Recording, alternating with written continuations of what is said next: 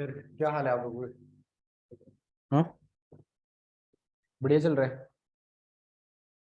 क्या चल रहा है? हाँ, फॉग चल रहा है। जून चल रहा है। फॉग के जमाने तो गए अब तो ऐड भी नहीं आती। आती ऐड कि फॉग चल रहा है? नहीं आती। हाँ, टीवी तो देखती नहीं ना। ये जो टीवी लेके चल रहा है, MTV।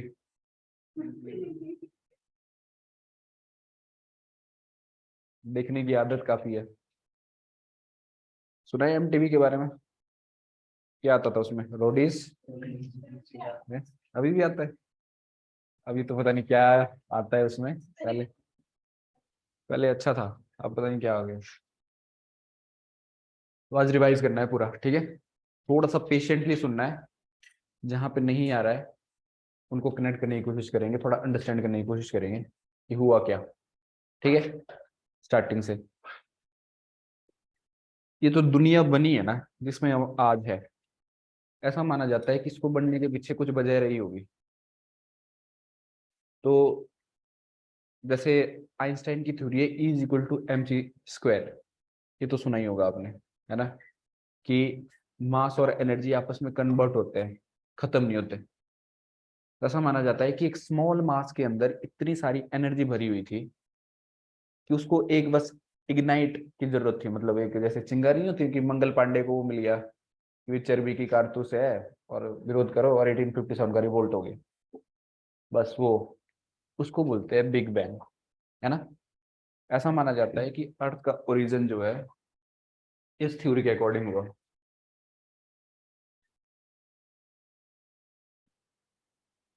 नहीं चलता ठीक से। पहली थ्योरी आप लिख भी सकते हो, जिसने नहीं लिखा है।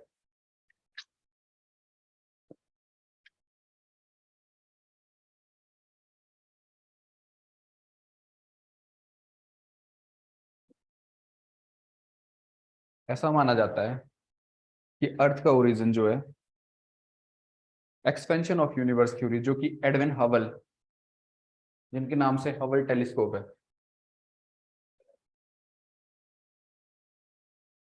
सुना है हबल टेलीस्कोप? नाम सुना है? आज तक नहीं सुना हबल टेलीस्कोप?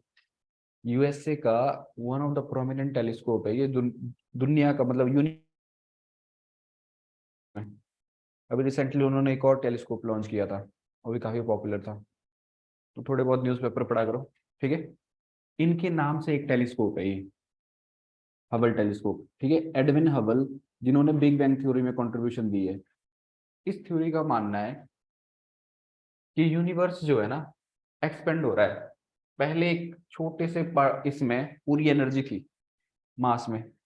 लेकिन ये धीरे धीरे यहाँ पे विस्फोट हुआ और एकदम से यूनिवर्स एक्सपेंड होता गया। और आज भी यूनिवर्स एक्सपेंड हो रहा है, ठीक है। अकॉर्डिंग टू दिस थ्योरी कि यूनिवर्स जो है, पहले क्या हुआ, ये यहाँ पे विस्फोट हुआ और एक क्लाउड सा बन गया, ऐसे एक क्लाउड बन गया। और इन क्लाउड्स के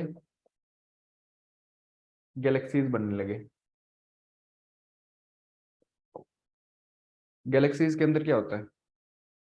छोट स्टार्स से बनती है ना गैलेक्सी। इनसे स्टार्स बनने लगे और स्टार से आगे टूट के क्या बने? प्लैनेट्स। स्टार से आगे टूट के क्या बने? प्लैनेट्स। और स्टार चमकते हैं, प्लैनेट्स नहीं चमकते। क्यों नहीं चमकते? स्टार में ऐसा क्या है जो चमकता है? गैसेस के यहाँ नहीं है। आप बिना गैस के जी रहे हो क्या? हाँ, हाँ, क्यों है? They have light of their own, what why? है, देखो, जैसे एक स्टार है सन, वैसे ही गैलेक्सी में बहुत सारे स्टार हैं। इसमें क्या होता है? हाइड्रोजन प्लस हीलियम, यही है। इनका रिएक्शन होता है, इनकी प्रेजेंस है इस पे, ठीक है। आपस में इनका क्या होता है, फ्यूजन होता है। फ्यूजन समझते हो, दो टाइप की न्यूक्लियर रिएक्शन होती है, एक होती है फिजन, एक होती है फ्यूजन। फ्यूजन होती है जोड़ना। अगर फ्यूजन करना है तो उतनी एनर्जी चाहिए कि आप फ्यूज कर सको दो चीजों को। और हमारे जो अर्थ के अंदर है ना, वो फ्यूजन होता है लेकिन फ्यूजन नहीं होता, क्योंकि उतनी एनर्जी, उतना टेम्परेचर ही नहीं है जितना टेम्परेचर इसके लिए लगता है फ्यूजन के लिए। अब सन क्या है, उसमें क्या होता है, यह ये दो जो है मेन गैसेस आपस में रिएक्ट करती है, फ्यूजन करती है, ठीक है। और यहाँ पे जब ये फ्यूजन रिएक्शन होती है तो उससे क्या होता है, इसकी लाइट पैदा होती है, वो जो दिख रही है हमारे को सन, ठीक है। सोलर रेडिएशन पैदा होती है उस फ्यूजन की वजह से। और इस वजह से क्या होता है, सन में या फिर जितने भी स्टार है उनमें क्या होता है, चमकते हैं वो, जो लाइट अपनी प्रोड्यूस करते हैं, ठीक है। क्योंकि रेडियो कार्बन पार्टिकल तो है ही, जैसे अर्थ में भी है वो पार्टिकल्स, लेकिन वो पार्टिकल यहाँ रोल प्ले कर रहा है इसको रोशनी देने में, कंपेयर टू अर्थ में जहाँ पे फ्यूजन नहीं होता, क्योंकि इतना टेम्परेचर ही नहीं है जितना टेम्परेचर इसके लिए लगता है, ठीक है। अब क्या हुआ, धीरे धीरे यहाँ से सन से टूटने लगे कुछ इसके हिस्से, अकॉर्डिंग टू दिस थ्योरी, इससे टूटने लगे और दूर दूर जाते गए। जितना दूर जाते गए उतना ठंडा होते गए, क्योंकि ये तो गर्म था, है ना। जितना दूर जाते गए उतना ठंडे होते गए। तो कुछ जो नजदीक नजदीक थे वो तो थोड़े बहुत सॉलिड रहे, लेकिन जो दूर दूर थे वो गैसेस में चले गए, ठीक है।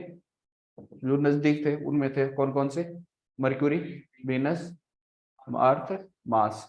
और जितने भी दूसरे थे जुबिलियन प्लैनेट्स, वो गैसियस फॉर्म में चले गए, क्योंकि वो ठंडे हो गए काफी। जितने कितने माइल दूर चले गए, कितने इसमें इनका डिस्टेंस रहा इससे। तो उस वजह से हमारा एक सोलर सिस्टम सा बन गया, जिसके अंदर क्या क्या है। सबसे पहले तो यूनिवर्स ही है ना। सबसे बड़ा तो यूनिवर्स ही है। यूनिवर्स के अंदर की क्या होता है, गैलेक्सी, ठीक है। इसके अंदर क्या होता है, स्टार्स। स्टार से बनती है ना गैलेक्सी। हमारी गैलेक्सी कौन है,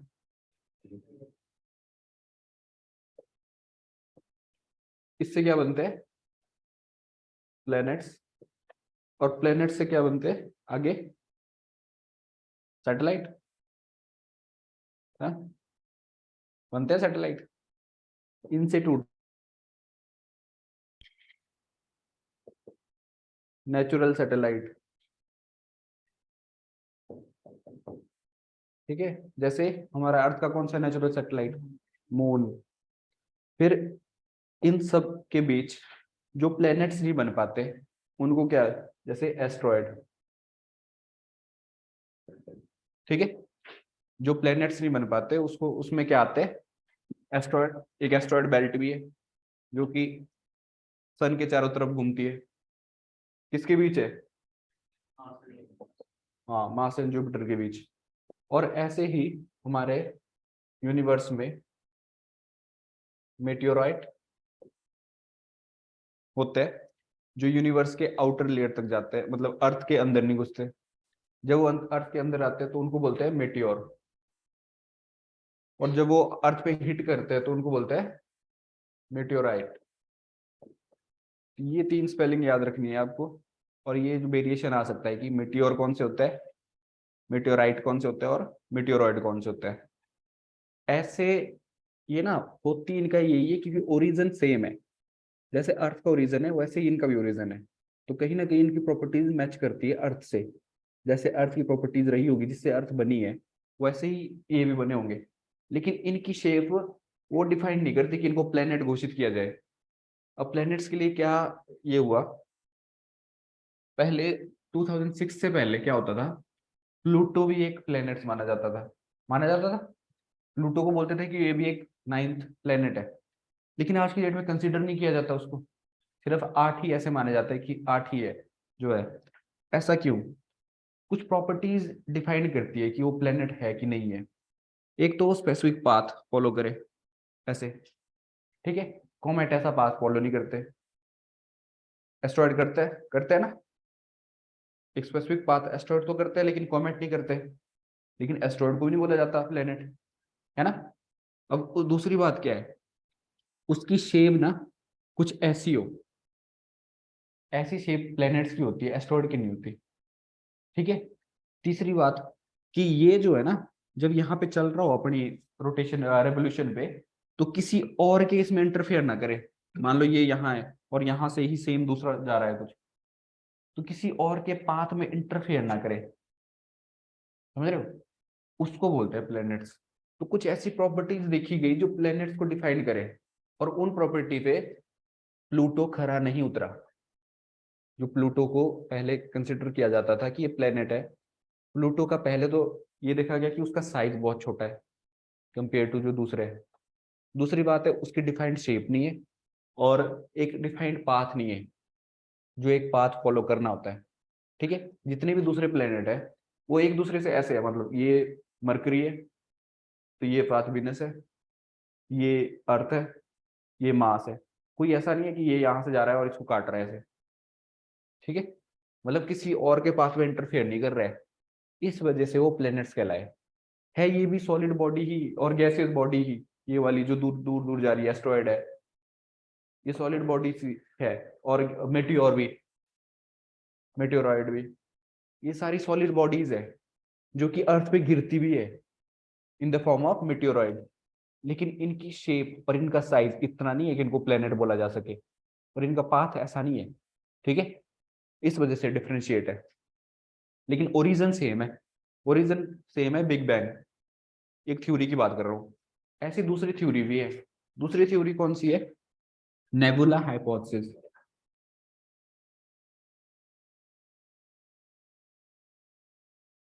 नेबुला हाइपोथेसिस ये दूसरी थ्योरी है।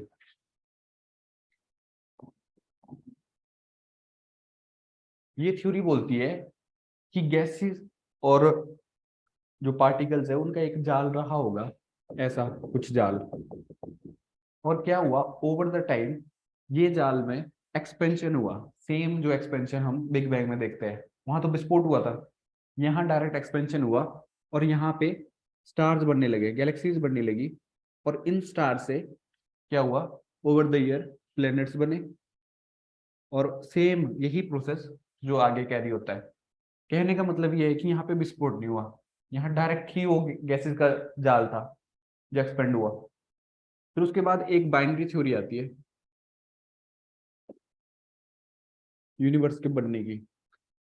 ये थ्योरी बोलती है कि क्या रहा होगा कि मान लो एक ऐसी गैलेक्सी है या फिर एक ऐसा यूनिवर्स है, इससे क्या हुआ, एक गैलेक्सी से इसके अंदर दूसरी गैलेक्सी आपस में क्लोज आई, उनके बीच एक पुल बना।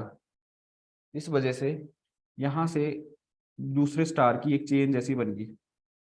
ओवर द ईयर ये गैलेक्सी हट गई इससे दूर दूसरी, लेकिन ये जो स्टार की चेन बनी थी ये दूर दूर चले गए, एक्सपेंशन हुआ, ठीक है। तो बाइनरी थ्योरी कहती है कि न्यूमेरिकली ये जो है अलग अलग यूनिवर्स जो है एक्सपेंड हुआ है over the period of time. इनके आपने अच्छा इनके नाम लिख लो कि किसने दी है थ्योरी, क्या पता आ जाए। लिखाए थे इवन एडविन हबल ने दी है यूनिवर्स के, क्या बोलता है, big bang theory, Edwin Hubble. और एम्यूनल can't, nebula hypothesis.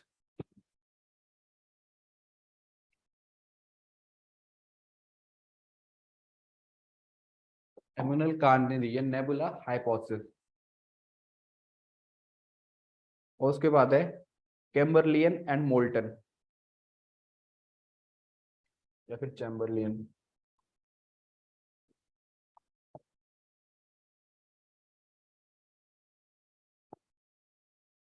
कैम्बरलियन and molten, इसने दी है बाइनरी थ्योरी। तो ये शायद आपको सिर्फ मैच करने में आ जाए, बाकी कुछ नहीं आना है, ठीक है।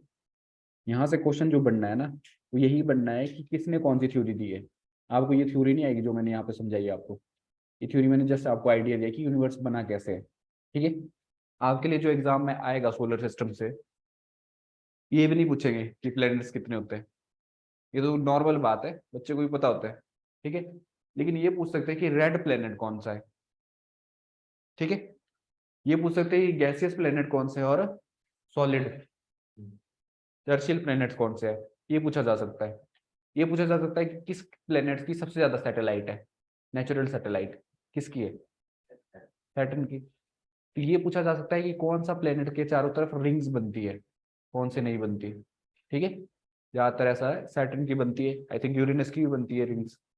तो आपको पता होना चाहिए किसकी रिंग्स बनती है ना। तो ये पूछा जा सकता है कि पेबल्स और जो क्या बोलते हैं, जो मार्स के दो सैटेलाइट है जो इंपॉर्टेंट है, डिमोज एंड कौन से, फोबियस, हाँ डिमोज, कुछ ऐसा सैटेलाइट के नाम है मार्स के, वो दोनों याद होने चाहिए आपको। अब बाकी अर्थ का तो सैटेलाइट बताइए, मून, है ना। तो ये पूछा जा सकता है, यहाँ से पूछा जा सकता है कि एस्ट्रॉयड बेल्ट कहाँ है ना।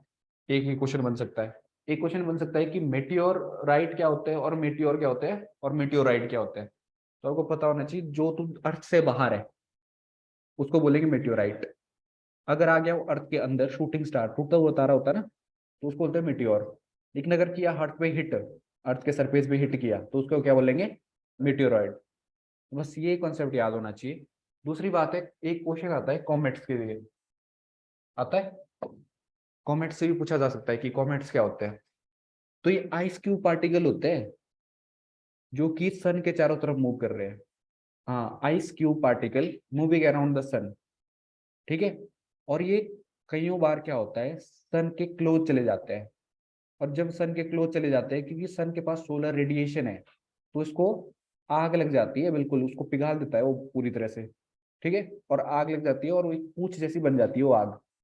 और वो, हाँ, और वो हमेशा अवे फ्रॉम सन मूव करती है।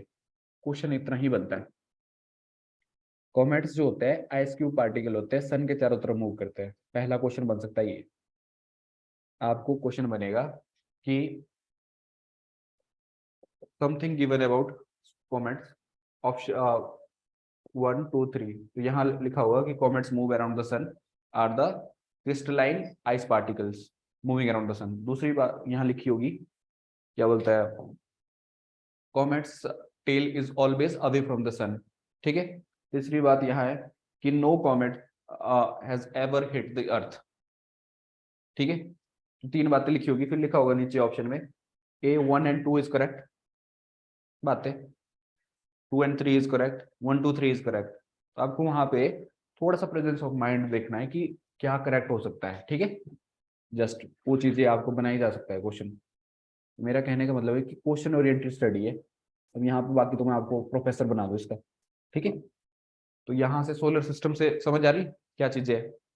अगला है, अच्छा ये क्वेश्चन पूछा जा सकता है आपसे, शायद मैंने पहली क्लास में डिस्कस नहीं किया है।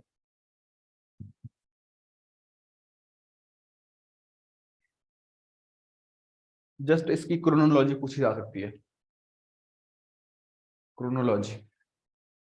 एक है इयोन्स, एक है इरा, एक है पीरियड, एक है इपोच। इयोन्स, इरा, पीरियड,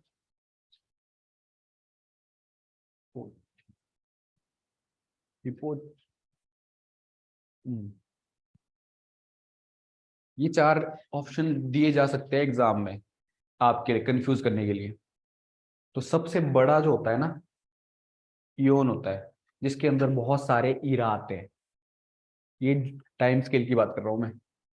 सबसे बड़ा टाइम स्केल कौन सा है, इयोन।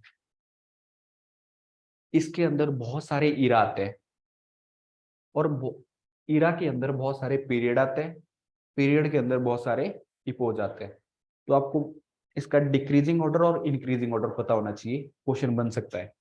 ये है जियोलॉजिकल टाइम स्केल, बाकी कुछ नहीं आना आपको इसमें से,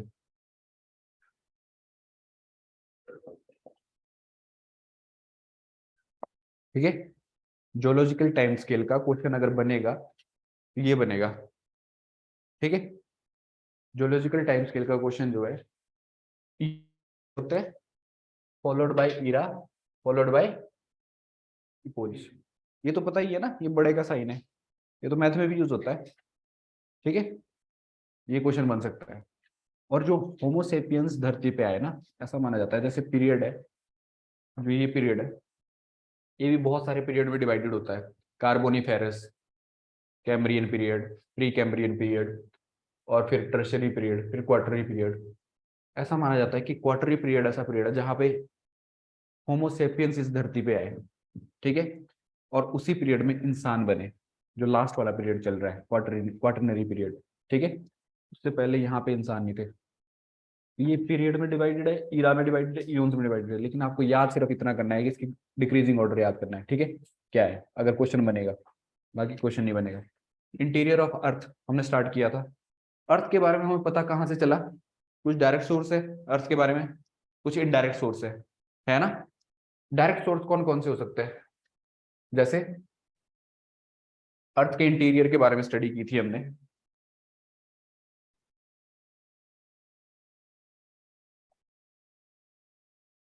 कौन कौन से डायरेक्ट सोर्स हो सकते हैं जो अर्थ के बारे में हमें बताए? वोल्केनो, देखो, हाँ, डायरेक्ट सोर्स, सबसे पहले तो वोल्केनो है। जो वोल्केनो आते हैं उनसे जो नई ताजी रॉक्स आती है, उनकी स्टडी करके हमें पता चलता है कि यूनिवर्स के अर्थ के अंदर क्या है, अर्थ के इंटीरियर में क्या है। दूसरी बात, जो डायरेक्ट सोर्स है वो क्या है ना, सरफेस रॉक्स, ऑब्वियसली वो भी इसी से बनी है, वोल्केनो से। और कुछ डायरेक्ट सोर्स, माइनिंग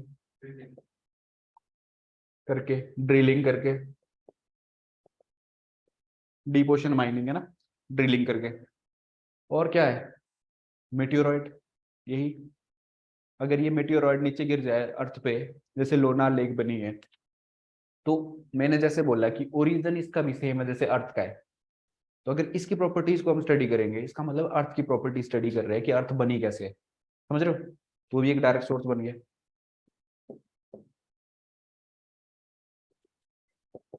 ठीक है। इनडायरेक्ट सोर्सेज क्या हो सकते हैं? क्योंकि अर्थ के अंदर इतना तो हम ड्रिल नहीं कर सकते कि अर्थ के सेंटर में पहुंच जाए, हार्डली। अगर ड्रिल करेंगे तो कितना ड्रिल करेंगे, हाँ, ऑब्वियसली। सबसे ज्यादा ड्रिलिंग जो हुई है अर्थ की वो साउथ अफ्रीका में है, पॉइंट जहाँ पे हाईएस्ट ड्रिलिंग है दुनिया की, उससे नीचे नहीं गए। लेकिन क्योंकि अर्थ जो है उसका सेंटर जो कोर है ना, वो पता है कितने मतलब रेडियस है, 6300 किलोमीटर के करीब। इतना ड्रिलिंग तो नहीं हो सकती, क्योंकि अंदर तो तापमान बढ़ता है, टेम्परेचर बढ़ता है, प्रेशर बढ़ता है, इंसान तो मर जाएगा अगर नीचे जाने की कोशिश भी। अगर मान लो लोहा भी नीचे भेज दिया ड्रिलिंग करके, वे लोहे से होगा, तो टेम्परेचर अंदर तो वो क्या बोलता है, एस्थिनोस्फीयर में तो मैग्मा, वो तो पिघल जाएगा, है ना। तो कुछ डिस्टेंस के बाद लोहा भी पिघल जाएगा। तो कहने का मतलब ये है कि इसके सेंटर तो हम खुद तो नहीं जा सकते, और कुछ ऐसी चीज तो नहीं भेज सकते जो डायरेक्ट सोर्स हमें इन्फॉर्मेशन दे दे। तो इनडायरेक्ट सोर्स पे रिलाई करना पड़ता है कि अंदर है क्या। तो इनडायरेक्ट सोर्स का सबसे पहला सोर्स कौन सा है? अर्थक्वेक। जब भी अर्थक्वेक आता है तो अर्थक्वेक की वेव्स चलती है, कौन कौन सी? P wave, S wave, L wave. ये अर्थक्वेक की वेव की स्टडी करते हैं हम, किससे? रेक्टर स्केल के थ्रू, उसकी इंटेंसिटी देखते हैं। मैकेले स्केल के थ्रू क्या देखते हैं? इंटेंसिटी। रेक्टर स्केल के थ्रू मैग्नीट्यूड, और फिर सिस्मोग्राफ के थ्रू इनको मेजर करते हैं कि कितनी स्पीड रही होगी इनकी। तो अर्थक्वेक को स्टडी करते हैं हम, ये पी वेव जो है इसकी प्रॉपर्टी कैसी है, अंदर कितनी जगह पे प्रोपेगेट हुई है, ठीक है। पी वेव जैसे सॉलिड से भी पास होती है, लिक्विड से भी पास होती है, और गैसेस से भी पास होती है। तो हमें पता चलता है कि अर्थ के कोर तक जा रही है ये। और इसकी प्रॉपर्टीज कैसी कैसी है? तो अर्थ की प्रॉपर्टीज भी हमें इससे पता चल रही है कि इसकी स्पीड कितनी है। मान लो ये पी वेव क्रस्ट से पास हो रही है, क्रस्ट जो है सॉलिड बना हुआ है, सॉलिड से तेजी से जा रही है। मान लो ये पी वेव यहाँ लिक्विड से पास हो रही है जो कि मैग्मा है, एस्थिनोस्फेयर है, तो इसकी स्पीड डिक्रीज हो रही है, ठीक है। तो इससे पता चल रहा है हमें कि वेरिएशन है अर्थ के अंदर। दूसरी बात है कि एस वेव तो सॉलिड से ही जा रही है, वो तो लिक्विड से पास ही नहीं हो रही है ना। तो उससे भी हमें पता चल रहा है अर्थ के इंटीरियर में कुछ गड़बड़ है, सीधा सॉलिड ही नहीं है। क्योंकि एक इमेजिनेशन तो ये कहती है ना कि अंदर सारा सॉलिड है, तभी तो टिका हुआ है। लेकिन दूसरी बात ये बोल रही है कि अंदर लिक्विड है, और लिक्विड के ऊपर ये सर सॉलिड तैर रहा है, समझ रहे हो। तो ये स्टडी करके, दूसरी बात क्या स्टडी की थी हमने डायरेक्ट सोर्सेज की, ग्रेविटेशनल ग्रेविटेशनल वेव। तीसरी इनडायरेक्ट सोर्सेज की, अर्थ की एक मैग्नेटिक फील्ड होती है,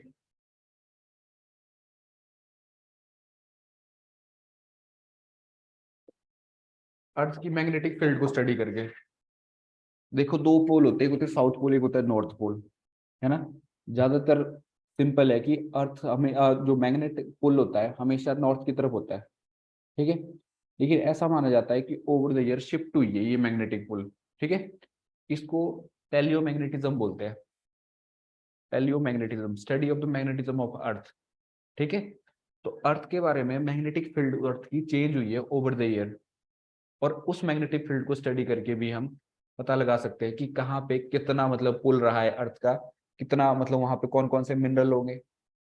मैग्नेट अट्रैक्ट करता है ना कुछ स्पेसिफिक मिनरल को, कुछ जैसे आयरन को, कुछ स्पेसिफिक मिनरल को अट्रैक्ट करता है।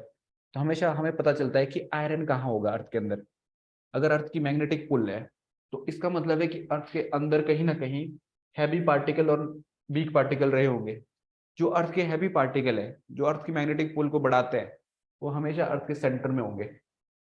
इसका मतलब है कि आयरन जो है अर्थ के सेंटर में होना चाहिए, और इसको बोलते हैं निफे, कोर बोलते हैं ना, निफे, निकल एंड फेरस। फेरस मतलब आयरन। इसका मतलब है कि अर्थ के सेंटर में आयरन है, तभी तो उसकी कोई मैग्नेटिक पुल है, तभी तो अर्थ की कोई मैग्नेटिक पुल है, क्योंकि उसके सेंटर में ये चीजें है अवेलेबल, और ये चीजें भारी चीजें है। जो मेटल अर्थ के सेंटर में है वो हमेशा वजन में ज्यादा होगा कंपेयर टू जो लाइटर मेटल है, ठीक है। और उसकी मैग्नेटिक पुल हमेशा ज्यादा होगी, इस वजह से आयरन इसके सेंटर में होता है। जैसे मैंने बताया था तीन चीजें होती है, क्रस्ट होता है, मेटल होता है, और कोर होता है। ये अर्थ का इंटीरियर है, ठीक है। अर्थ के इंटीरियर में, ये तो मैंने बता दी ना प्रॉपर्टीज कौन कौन सी, कोई और बची है क्या। इनडायरेक्ट सोर्सेज की कोई और प्रॉपर्टी बची है। वो डायरेक्ट सोर्स में कर दो उसको, है ना।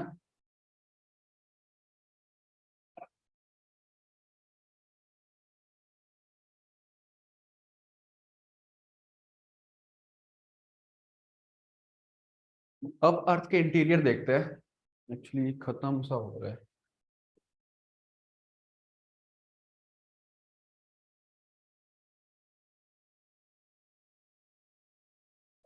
ये है क्रस्ट, इतना तो पता है।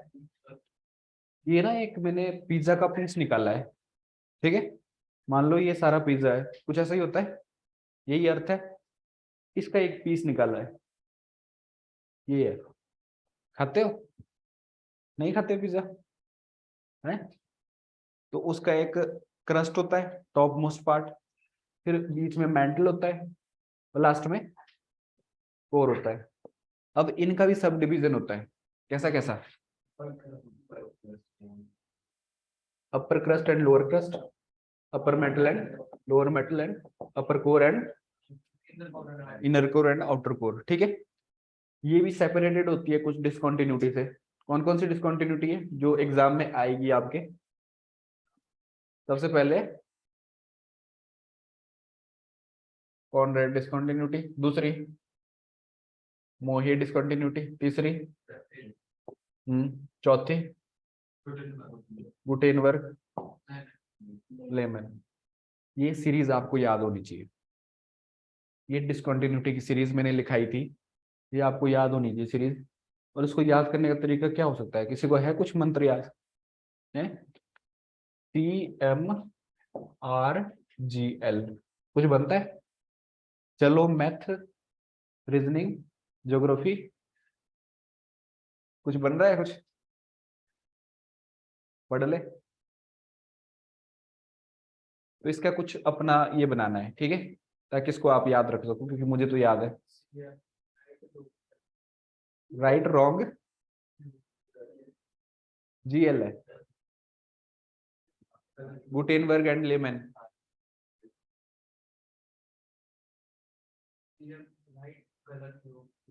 बन रही है कुछ सीरीज दिमाग में? Gutenberg and layman discontinuity. इसकी अपने दिमाग में कुछ ऐसा बनाना है ताकि आपको याद रह सके ये, क्योंकि ये सीरीज आ सकती है और आ चुका है ऑलरेडी सीडीएस में, ठीक है। ये डिसकंटिन्यूटी और इसकी सीरीज आ चुकी है कि arrangement from crust to core, ठीक है। तो आपको ये याद होनी चाहिए। दूसरी बात है कि नीचे अर्थ के नीचे डेंसिटी बढ़ रही है, जैसे जैसे हम नीचे जा रहे हैं डेंसिटी बढ़ रही है। यहाँ पे अगर 3 थी तो यहाँ पे 13 हो चुकी है, ठीक है।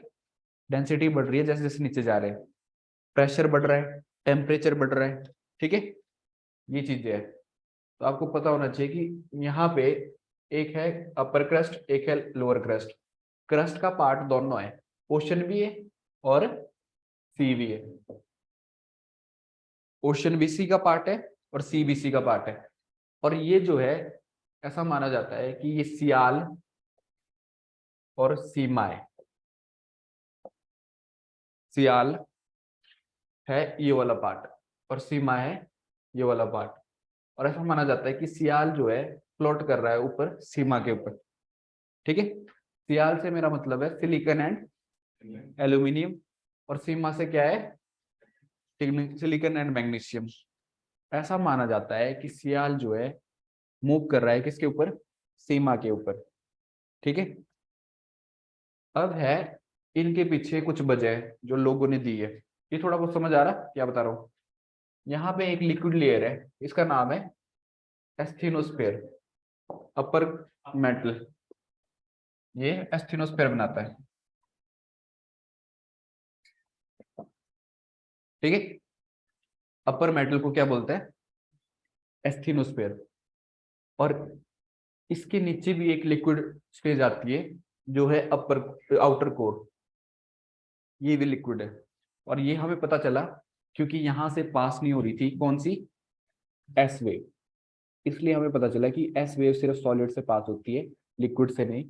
तो दो लिक्विड लेयर है, एक है ये एंड दूसरी है दिस वन।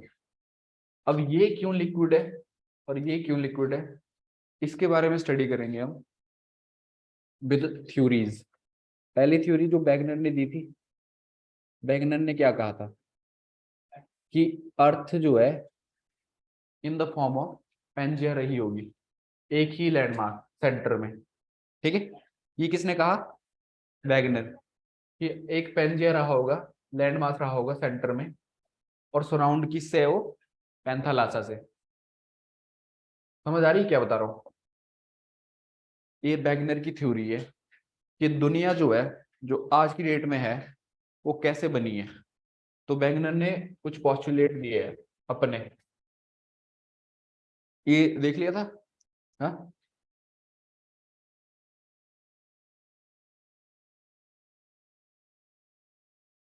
एक जियोलॉजिस्ट थे वैगनर, या फिर इनको मेटीरियोलॉजिस्ट भी बोलते हैं।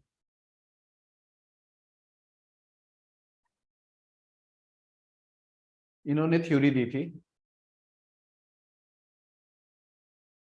कॉन्टिनेंट ड्रिफ्ट थ्योरी, ठीक है।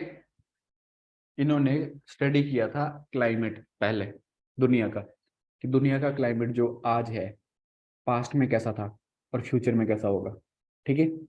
तो इनको लगा कि या तो ये क्लाइमेट चेंज हो रहा है, धीरे धीरे क्लाइमेट चेंज हो रहा है, मान लो आज चंडीगढ़ में बर्फ नहीं गिरती, फ्यूचर में गिरेगी, ठीक है। इन द कमिंग टाइम आप यहाँ पे स्नोफॉल देखोगे, फिर आने वाले टाइम में यहाँ पे बर्फबारी पूरा जमा हुआ रहेगा चंडीगढ़, कोई मूव ही नहीं कर पा रहा। तो इन्होंने कहा कि क्या पता चंडीगढ़ शिमला बन जाए है, और टूरिस्ट लोग यहाँ आने लगे, ये चंडीगढ़ में ठंड होती है चलो। तो एक थ्योरी इनकी ये थी कि क्या पता क्लाइमेट चेंज हो गया हो ओवर द ईयर, वो भी डिनाई नहीं कर सकते। दूसरी थ्योरी इनकी ये थी, क्या पता कॉन्टिनेंट ही बदल गए हो, या तो क्लाइमेट वहां का मूव कर गया या कॉन्टिनेंट मूव करते हैं। तो दो इनकी थ्योरीज थी, और इन्होंने फॉलो किया किसको, कि कॉन्टिनेंट ड्रिफ्ट हुए है। क्लाइमेट तो चेंज हो ही रहा है ना, अभी भी पढ़ते हो ना आप डेली, क्लाइमेट चेंज इसके बारे में न्यूज़पेपर में रोज आता है। लेकिन इन्होंने बोला कि कॉन्टिनेंट ड्रिफ्ट हुए है। अकॉर्डिंग टू हिम पहले क्या था, ये अर्थ है, अर्थ के सेंटर में एक पेंजिया था, इकट्ठे थे ये जितने भी हमारे कॉन्टिनेंट है। कितने कॉन्टिनेंट है? 7 मेजर कॉन्टिनेंट है। इनका कहना है कि ये एक इकट्ठे थे ये ऐसे, पहले सारे कॉन्टिनेंट, इनको बोलते थे पेंजिया। ठीक है, ये वैगनर की थ्योरी है कि इकट्ठे थे सारे कॉन्टिनेंट और पेंजिया बनाते हैं। और यहाँ पे इनके चारों तरफ क्या है? पानी है, जिसको बोलते हैं पैंथालासा। ये पानी है इसके तरफ चारों तरफ। ठीक है, अबाउट 200 मिलियन ईयर अगो ऐसा रहा होगा कि ये जो है पेंजिया टूट गया 2 हिस्सों में। क्या बने इससे?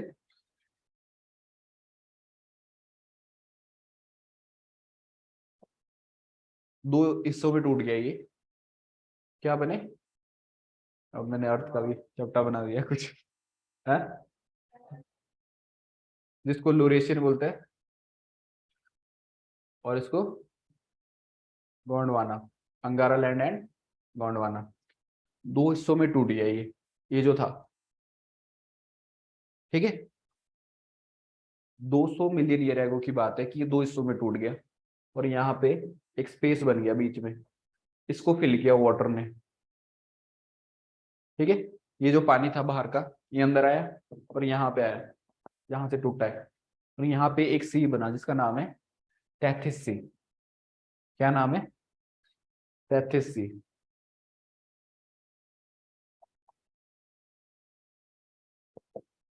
अब क्या हुआ, ये भी आगे जाके कई हिस्सों में टूटा, ये भी आगे जाके हिस्सों में टूटा, जिससे इससे बने नॉर्थ अमेरिका और यूरेशिया, और इससे बने south America, Africa, Antarctica, Indo Australia. ठीक है, जो आज की डेट में एग्जिस्ट करता है ऑस्ट्रेलिया और इंडिया, पहले वो सेम एक ही प्लेट थी। ठीक है, अकॉर्डिंग टू वैगनर। अब इन्होंने कुछ इसके वजह दी कि ऐसा क्यों है। क्या बोला इन्होंने कि दुनिया में मैंने देखा है कि फॉसिल सेम है हर जगह पे, फ्लोरा सेम है, फौना सेम है, कोल रिजर्व की बात करो तो वो भी सेम दिखते हैं मुझे, कार्बोनिफेरस में बने हैं, चाहे वो फिर अमेरिका में स्टडी करो चाहे इंडिया में देखो, हर एक फॉसिल सेम दिख रहा है, सेम एज का दिख रहा है। रेडियो कार्बन डेटिंग यूज होती है ना इसको स्टडी करने के लिए, कब बनी है, तो हर एक फॉसिल सेम एज का दिख रहा है। गोल्ड दिख रहा है हमें कि अगर इस कोने में गोल्ड है तो पक्का उस कोने में भी गोल्ड होगा। ऐसा ही घाना में हुआ कि घाना जो है गोल्ड कोस्ट मानी जाती है, तो वैसे ही ब्राजील के कोस्ट में भी गोल्ड मिला। ठीक है, जब कार्बन सेम मिला, कोल सेम मिला, फॉसिल सेम मिले, ठीक है, पेड़ पौधे सेम मिले, इवन माउंटेन जो फॉर्म हुए हैं, अगर कोई माउंटेन दुनिया के ईस्ट कोस्ट में फॉर्म हुआ है, जैसे यहाँ पे इंग्लैंड है तो इंग्लैंड में एक माउंटेन है, ठीक है, वैसा ही माउंटेन यहाँ कनेडा में दिखेगा आपको। समझ रहे हो? अगर कोई माउंटेन भी सेम पीरियड में बना है और सेम प्रॉपर्टीज से बना है, ठीक है, तो इसका मतलब है, उन्होंने बताया कि ये जो है कई बार सेम रहे होंगे, एक ही पीस रहा होगा। उन्होंने इसके रीजन दिए, मतलब ये कि कैसे मानते हो आप कि एक ही पीस है। ठीक है, अब उसके पीछे उनको पूछा गया कि फोर्स क्या है जो इसको डिफ्लेक्ट कर रही है इतना यहाँ से वहां, तो उन्होंने क्या फोर्स दी थी? पहली बात उन्होंने बोला कि ग्रेविटेशनल पुल है, किसका? सन एंड मून का ग्रेविटेशनल पुल है जो इसको यहाँ तक डिफ्लेक्ट कर रहा है, खींच रहा है। दूसरी बात उन्होंने बोली कि ये रोटेशन ऑफ अर्थ की वजह से है और ये बेस्टवर्ड मूवमेंट होती है इसकी, क्योंकि अर्थ मूव कर रही है, समझ रहे हो, उस वजह से इसकी बेस्टवर्ड मूवमेंट हो रही है। 2 फोर्सेस बताई थी उन्होंने, है ना, westward moment due to rotation और बाकी एक मोमेंट ग्रेविटेशनल पुल जो कि टाइडल मोमेंट्स है। ठीक है, किसके बीच? सन एंड मून के। उस वजह से टाइड्स आते हैं ना। टाइड सुना है? क्या होता है हिंदी में टाइड? कुछ और होता है, ज्वार भाटा। ज्वार भाटा होता है ना, तो टाइड्स आती है, समुद्र की ऊंची ऊंची लहरें उठती है। तो उन्होंने बोला कि ग्रेविटेशनल पुल की वजह से जो इतना स्ट्रॉन्ग है इनका, सन का और मून का, इसकी वजह से ये खींचता है उसको, जो हमारे कॉन्टिनेंट है उसको अपनी तरफ खींच रहा है, और उस वजह से वो सेंटर ऑफ अर्थ की तरफ मूव कर रहे हैं। कौन से? हमारे प्लैनेट्स। ठीक है। दूसरी बात बोली कि अर्थ जो है कंटिन्यूसली रोटेट हो रही है, और उस रोटेशन की वजह से क्या हो रहा है? डिफ्लेक्ट हो रहे हैं वो जो हमारे कॉन्टिनेंट है वो डिफ्लेक्ट हो रहे हैं और वेस्टवर्ड मूव कर रहे हैं। ठीक है, दो बातें बोली। लेकिन इसकी कंट्राडिक्शन क्या है कि वैगनर को क्यों गलत ठहराया गया?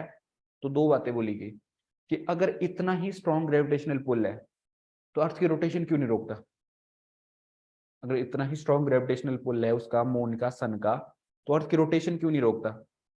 दूसरी बात, जब उनसे पूछा गया कि ये माउंटेन बने कैसे है, जो उन्होंने बोला कि एक साइड भी माउंटेन है, दूसरी साइड भी माउंटेन है और सेम प्रॉपर्टी से बना है, उनसे पूछा कि अब बना कैसे है, तो उन्होंने बोला कि जो सियाल है, जो मैंने बोला सिलिकॉन एल्यूमिनियम, वो फ्लोट कर रहा है किसके ऊपर? सीमा के ऊपर।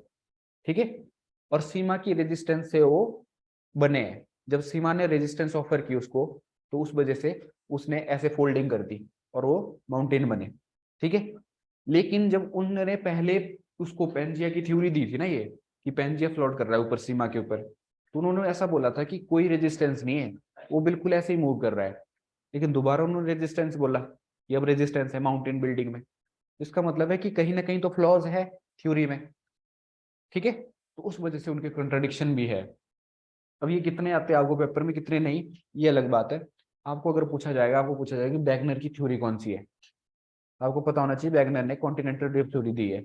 ठीक है, अगर पूछा जाएगा कि क्या बोलता है कौन से सोर्सेज या फिर कौन सी दो फोर्सेज है जो बैगनर की कॉन्टिनेंटल ड्रिफ्ट थ्योरी को डिफाइन करती है, तो आपको ये पता होना चाहिए। ठीक है, बाकी ज्यादा डीप में नहीं आएगा आप। दूसरी जो थ्योरी है वो है कन्वेंशनल करंट थ्योरी। ये पूछा जा सकता है कि दी किसने? आर्थर होम्स ने। Conventional current theory,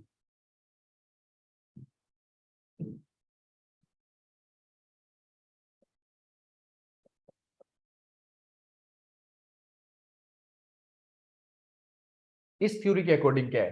conventional current के अकॉर्डिंग कि अर्थ के अंदर एक लेयर है जिसका नाम है एस्थिनोस्फेयर। ठीक है, वहां पे क्या होता है?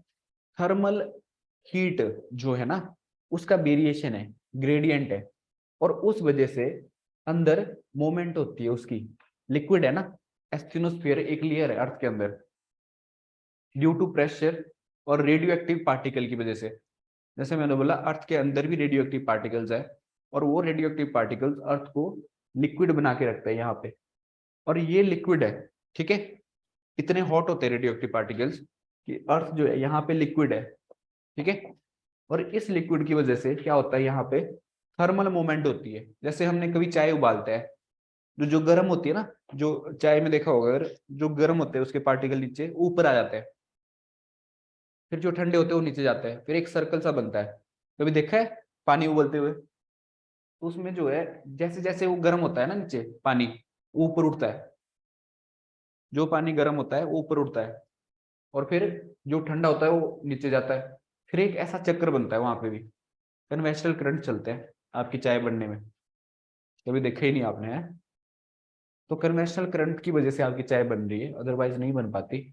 और आपके क्या बोलते हैं, नहाने का पानी गर्म भी इसी से हो रहा है, कन्वेंशनल करंट से।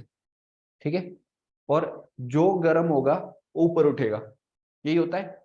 कभी इवेपोरेशन सुना है? कुछ इवेपोरेशन होता है, क्या होता है इवेपोरेशन? वो क्यों बनता है? क्योंकि नीचे गर्म हो जाता है, और जब गर्म होती है कोई चीज तो हल्की हो जाती है, हल्की होती है तो ऊपर उठती है। सिंपल फॉर्मूला है। यहाँ पे भी ये गर्म हो जाता है नीचे, और जैसे गर्म हो जाता है ये हल्का हो जाता है, हल्का हो जाता है तो ऊपर उठता है। ऊपर जाएगा तो कितना ऊपर जाएगा? इतना ही ऊपर जाएगा, इसके बाहर तो क्या ही जाएगा? इसके बाहर तो तब जाएगा ना अगर बॉल कैन आया, तो मौका चाहिए। तो ये जो है एक कन्वेंशनल करंट फॉर्म करता है कि यहाँ से ऊपर जा रहा है, यहाँ से नीचे जा रहा है, जो ठंडा हो गया। ऊपर जाएगा तो ठंडी होती है ना हवा भी। आपकी बारिश क्यों होती है? बारिश इसलिए होती है कि पहले तो यहाँ पे इवेपोरेशन हो रहा है, गर्म कर रही है उसको, हवा को, नीचे वाली हवा गर्म होगी, मॉइस्चर है उस हवा के पास नीचे, और वो जब गर्म होगी हवा तो ऊपर जाएगी। जैसे जैसे ऊपर जाएगी वैसे वैसे प्रेशर कम होगा, प्रेशर कम होगा तो टेम्परेचर भी कम होगा ऊपर, टेम्परेचर कम होगा तो ठंडी हो जाएगी, ठंडी हो जाएगी तो हल्की हो जाएगी, भारी हो जाएगी, भारी हो जाएगी तो नीचे आ जाएगी। ठीक है, एक सर्कल बनता है हमारे इसमें भी, एटमोस्फेयर में भी सेम एस्टिनोस्फेयर में बन रहा है एक सर्कल। यहाँ पे मैग्मा है, ठीक है, यहाँ पे मैग्मा है अंदर धरती के अंदर अपर मेटल में, और ये जो है एक कन्वेंशनल करंट चल रहा है इसके अंदर, इस मैग्मा के अंदर, ठीक है। तो अकॉर्डिंग टू आर्थर होम कन्वेंशनल करंट थ्योरी, ये कन्वेंशनल करंट रिस्पॉन्सिबल है किसके लिए, मोमेंट ऑफ अर्थ के लिए, जो कॉन्टिनेंट मूव कर रहे हैं उसके लिए, ठीक है। इतना पूछा जाएगा आपसे कि कन्वेंशनल करंट थ्योरी दी किसने, बाकी कुछ नहीं पूछना, ठीक है, दी किसने, ये पूछा जाएगा, ठीक है। और आपको थोड़ा बहुत आइडिया होना चाहिए कन्वेंशनल करंट होते क्या है। तो ये है। अगला जो पूछा जाएगा that is sea floor spreading. Sea floor spreading, sea का फ्लोर स्प्रेड हो रहा है अकॉर्डिंग टू, बड़ा स्लो चला ये सेशन है, इसमें तो 1 घंटा हो गया। कब दी थी, 1960 में हैरियस ने सी फ्लोर स्प्रेडिंग। उनके अकॉर्डिंग क्या था कि जितने भी सी है हमारे, कौन कौन से, Pacific ocean, Atlantic ocean, Indian ocean, वो कहीं ना कहीं उनका एरिया बढ़ रहा है। आपको जैसे पता होगा कि एक मिड ओशनिक रिज बनती है अटलांटिक ओशन में, छोटे छोटे माउंटेन बन रहे हैं ओशन के अंदर। वो किस वजह से बन रहा है कि जो अमेरिकन प्लेट है वो अलग हो रही है किससे, अफ्रीकन प्लेट से या फिर यूरेशियन प्लेट से, तो दूर दूर जा रही है वो। जब दूर दूर जा रही है तो सी का फ्लोर जो है स्प्रेड हो रहा है, एज पर हैरियस, कि सी जो है बड़े हो रहे हैं, स्प्रेड हो रहा है उनका फ्लोर, स्प्रेड हो रहा है, उसकी वजह से नीचे से मैग्मा ऊपर आता है। जब मैग्मा ऊपर आता है नीचे से, तो अपने साथ माउंटेन बनाता है, वो छोटे छोटे माउंटेन टीले से, ठीक है, एक चेन बनती है माउंटेन की। और उसी चेन को धीरे धीरे वहां पे माउंटेन बन रहे हैं सी के अंदर, उसको बोलते हैं मिड ओशनिक रिजिज, ठीक है, रिजिज टाइप बन रहे हैं। तो ये है सी फ्लोर स्प्रेडिंग थ्योरी। इसको समझने के लिए बस ये है कि आपने, ये मान लो यहाँ पे अमेरिका है,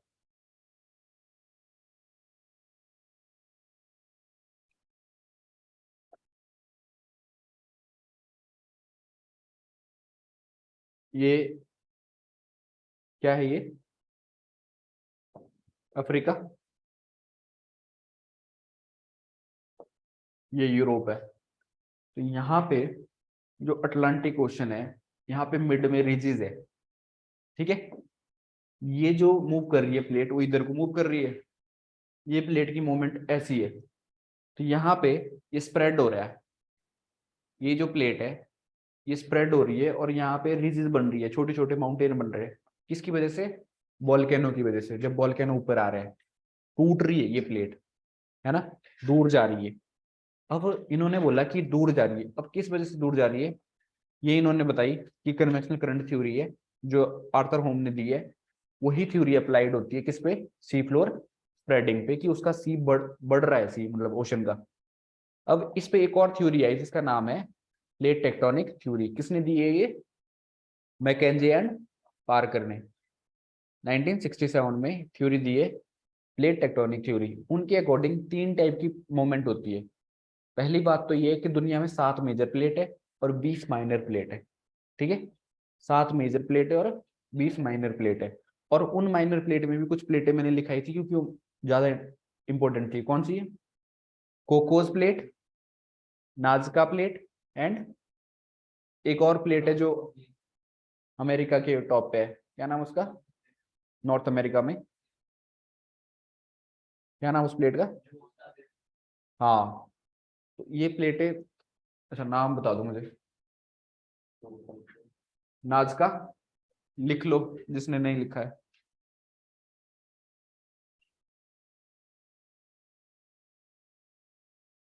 यहाँ पे प्लेट एक, ये साउथ अमेरिका है, ये नॉर्थ अमेरिका है। तो यहाँ एक प्लेट है, क्या नाम है इसका, नाजका प्लेट। और कोकोस प्लेट का है जस्ट ऊपर, कोकोस। फिर उसके बाद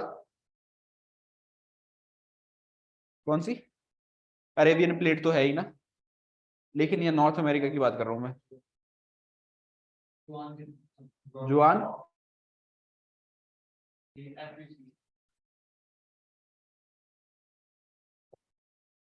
ये नॉर्थ अमेरिका के एज पे है, इधर पैसिफिक ओशन की तरफ। तो ये प्लेटें आपको याद होनी चाहिए, क्योंकि ये प्लेटें माइनर प्लेटें पूछी जा सकती है। एक कोकास प्लेट, नजाका प्लेट, और फिर अरेबियन प्लेट, ठीक है। ऐसे ही Philippine plate, Indonesian plate minor plates में आती है, ठीक है। फिलिपियन इंडोनेशियन तो आप समझ भी जाओगे क्योंकि इनके नाम सुने हैं आपने, लेकिन ये नहीं समझोगे कि ये माइनर प्लेट्स में आती है। कौन सी? कोकोस, नजाका एंड जुआन डे हुक्का। तो ये आपको पता होना चाहिए कि माइनर प्लेट्स के पार्ट है ये, और ऐसी 20 माइनर प्लेट है। मेजर प्लेट तो आपको पता ही है, 7 कॉन्टिनेंट मेजर प्लेट्स है, ठीक है। और अब इन्होंने कहा था प्लेट टेक्टोनिक में कि ये 3 टाइप की मूवमेंट करती है प्लेटें। कन्वर्ज होती है, डाइवर्ज होती है और ट्रांसफर होती है।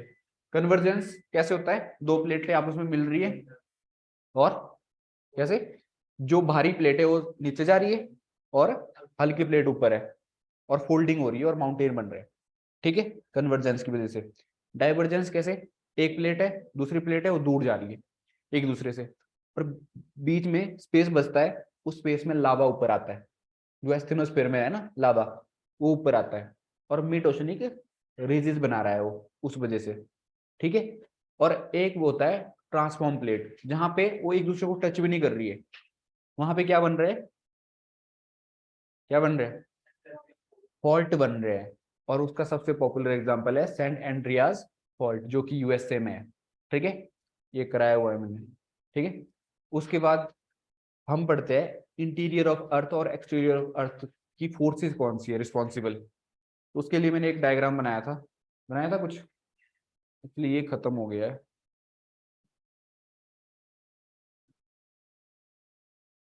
फोर्सेस कौन सी रिस्पॉन्सिबल है जो कि मूवमेंट करा रही है धरती पे, ठीक है। उसके लिए कौन कौन सी फोर्स है? Endogenetic, exogenetic.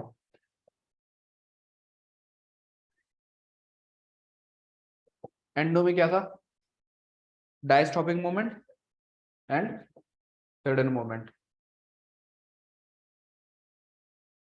And sudden. Sudden में क्या था? Earthquake, volcano.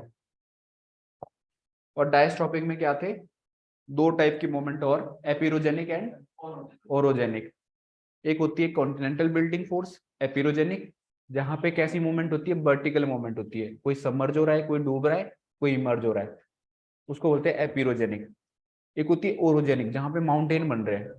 ओरोजेनिक, वहां पे हॉरिजॉन्टल मूवमेंट हो रही है, ठीक है। वहां पे 2 टाइप की चीजें बनती है, एक बनता है फोल्ड, एक बनता है फॉल्ट। फोल्ड बनता है कंप्रेशन से, फॉल्ट बनता है टूटने से, टेंशन से। यही बताया था, ठीक है। तो उसके बाद एक्सोजेनिक फोर्सेस, जिसमें मैंने बताया था बेदरिंग है, इरोजन है और डिपोजिशन है, ट्रांसपोर्टेशन होता है, ठीक है। बेदरिंग होता है टूटना।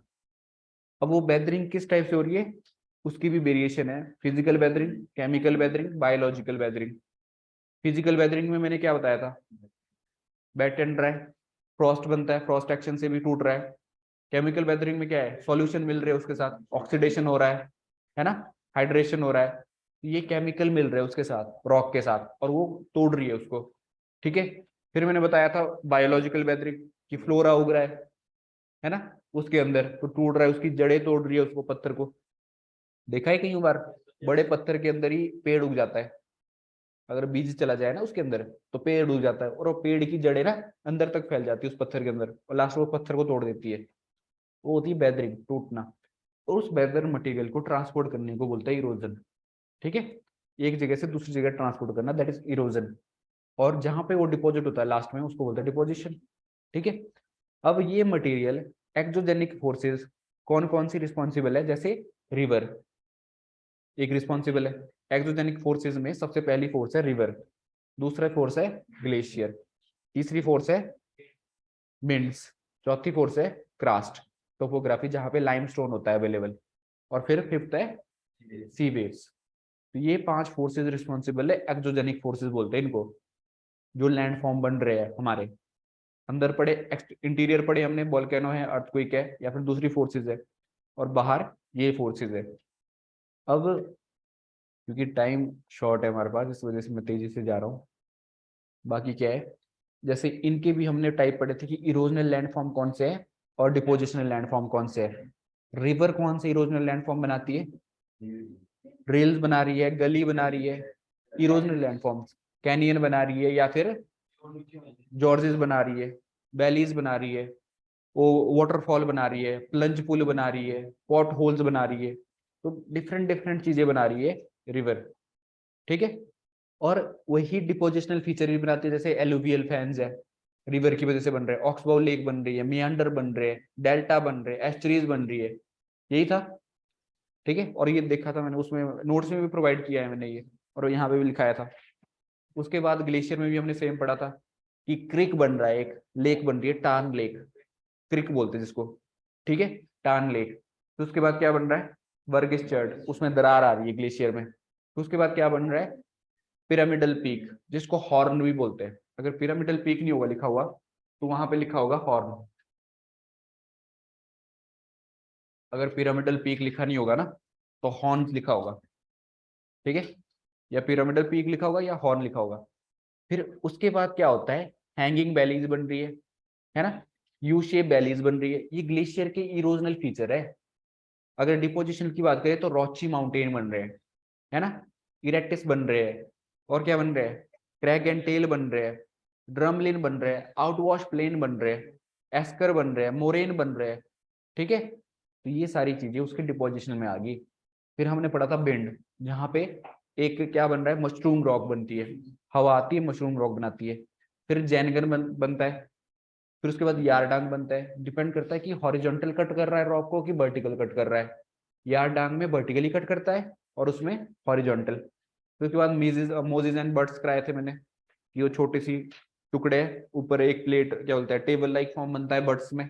ठीक है, वो है मोजिस एंड बर्ड्स। सारा कुछ कराया है मैंने, जिसको, क्योंकि आप जो है पहला लेक्चर लगा रहे हो, दूसरा लेक्चर लगा रहे हो, तो आपको लगा होगा कि ये तो उड़ गया है सिलेबस, है ना, क्योंकि इनका तो डीप कराया है ना ये। तो मैं कोशिश करूंगा कि आपकी एक सेपरेट ही क्लास हो जाए, क्योंकि इसमें तो सिलेबस ही बहुत तेजी से हो गया, क्योंकि मंडे को टेस्ट है इनका। आपका अगर देना होगा तो दे दियो। उसमें ये सारा कुछ पूछना है मैंने, जो मैं अभी यहाँ पे इतना बता रहा हूँ। स्टार्टिंग से होगा कि कहाँ से आपने देना है मुझे बताओ। इसका ही देना है ये जो एक्सोजेनिक फोर्सेस है, कि पूरा देना है? पूरा अच्छा करना है टेस्ट। मेरे को एक्सपेक्टेशन है कि आप इस बार अच्छा करो, पिछले बार अच्छा नहीं किया था। ठीक है, टेस्ट होना चाहिए बिल्कुल अच्छा। और क्योंकि कुछ लोग नए हैं तो उनसे मैं उतनी एक्सपेक्टेशन भी नहीं रखता कि आप उतना अच्छा करोगे। तो मैं कोशिश रहेगी कि आपको चीजें दोबारा पढ़ाई जाए, क्योंकि ये तो यहाँ पे तो स्पीड में जा रहा है। मैंने आपको वोल्केनो सिर्फ नाम बताया है, वोल्केनो है क्या ये तो बताया ही नहीं। ठीक है, अर्थक्वेक सिर्फ नाम बताया है, अर्थक्वेक है क्या, अर्थक्वेक आता कहाँ है, कौन कौन से प्रोमिनेंट अर्थक्वेक है जो आए हैं आज तक, वोल्केनो कौन कौन से प्रोमिनेंट जो आए हैं आज तक। ठीक है, और वोल्केनो से होता क्या है, अर्थक्वेक से होता क्या है, इम्पैक्ट क्या है इसका। ठीक है, तो बहुत सारे क्वेश्चन है जो हम क्लास में डिस्कस किए हमने, लेकिन अभी नहीं कर पा रहे हैं क्योंकि टाइम की शॉर्टेज है, टाइम चला गया है। ठीक है, आज एक ही घंटा था मेरे पास। और समझ रहे हो क्या चीजें हैं। तो मंडे को टेस्ट के लिए तैयार हो? पक्के ना? कोई ये नहीं हो नीचे आना कहानी फिर कि ये नहीं हुआ वो नहीं हुआ। ठीक है, बाकी आपने ट्राई करना है टेस्ट, जितना समझ आ रही है बातें आपको, वो बातें क्या वहां पे दिख रही है टेस्ट में। ठीक है, आपने ट्राई करना है। और टेस्ट में मैं कोशिश करूंगा कि कुछ इनोवेटिव हो जाए इस बार, है। चलो ठीक है फिर, है ना।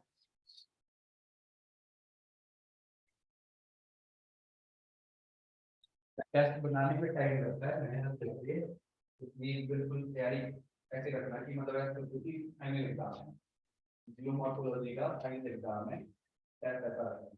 ठीक है, ठीक है, थैंक यू।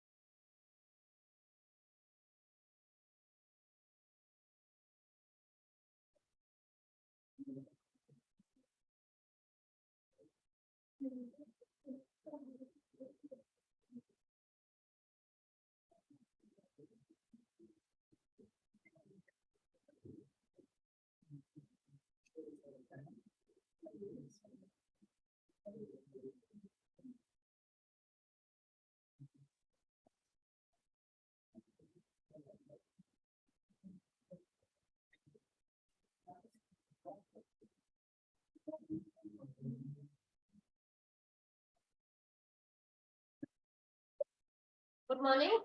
Morning ma'am. तुम्हारे हाल मारे हैं, तुम मर गए ऑफिस में सिखाते हैं। ऐसे करते हैं टीचर्स को? कैसे करते हैं? तो पहले तुम ये करो। क्या करते हैं? क्लास में टीचर आते तो क्या करते हो? बैठे रहते हो? तो फिर तुम्हें हुए? चलो स्टैंड अप। इधर आना। कोई है नहीं? अभी दो एक चली हुई क्लास की। मुझे सेंड कर दो।